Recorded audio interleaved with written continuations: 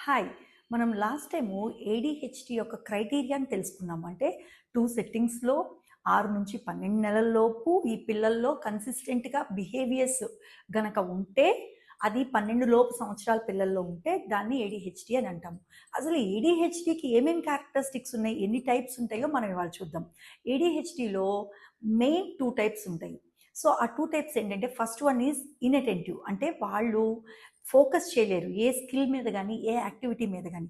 మనం మాట్లాడుతున్నప్పుడు ఆళ్ళు మనతో వింటూ జోన్ ఔట్ అయిపోతూ ఉంటారు. వేరే లోకంలోకి వెళ్ళిపోయినట్టు మనకు కనిపిస్తూ ఉంటారు. మనం చెప్పింది సగమే వినగలుగుతారు, అర్థం చేసుకోగలుగుతారు. అండ్ స్కూల్ విషయంలో గానీ, ఇంట్లో విషయంలో గానీ వస్తే వాళ్ళ పర్సనల్ బిలాంగింగ్స్ అంటే స్కూల్లో అయితే వాళ్ళ బుక్స్ గానీ, పెన్సిల్ బాక్సులు గానీ, లంచ్ బాక్సులు గానీ మర్చిపోతూ వస్తూ ఉంటారు ఇంటికి. అండ్ ఇంట్లో కూడా పెట్టిన వస్తువులు ఆర్గనైజ్డ్‌గా పెట్టరు.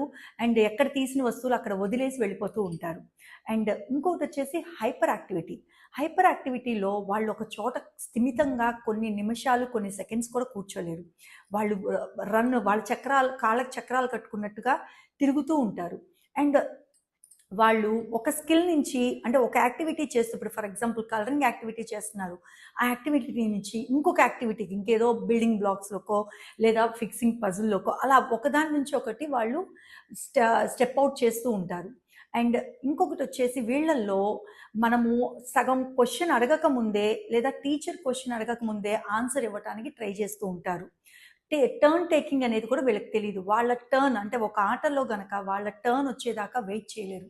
సో, ఒకవేళ ఈ 2 కలిపి ఉన్న దాన్ని కంబైన్డ్ ఏడీహెచ్‌డీ అంటాం. అంటే ఈ 2 క్యారెక్టర్స్ ఇన్‌అటెంటివ్‌నెస్ అండ్ హైపర్ యాక్టివిటీ ఒక్కొక్కసారి పిల్లల్లో ఈ 2 క్యారెక్టరిస్టిక్స్‌ని చూస్తాము.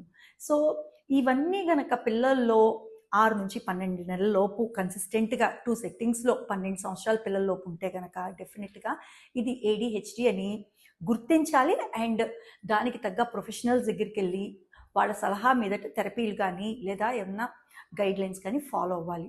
అండ్ మనకిప్పుడు ఆటిజము, ఏడీహెచ్‌డీ అంటే ఏంటో తెలిసింది. అసలు డిఫరెన్షియేషన్ ఏంటి? 2 కలిసే ఉంటాయా? 2 వేరు వేరుగా ఉంటాయా? అనేది నెక్స్ట్ ఎపిసోడ్‌లో చూద్దాం. Thank you.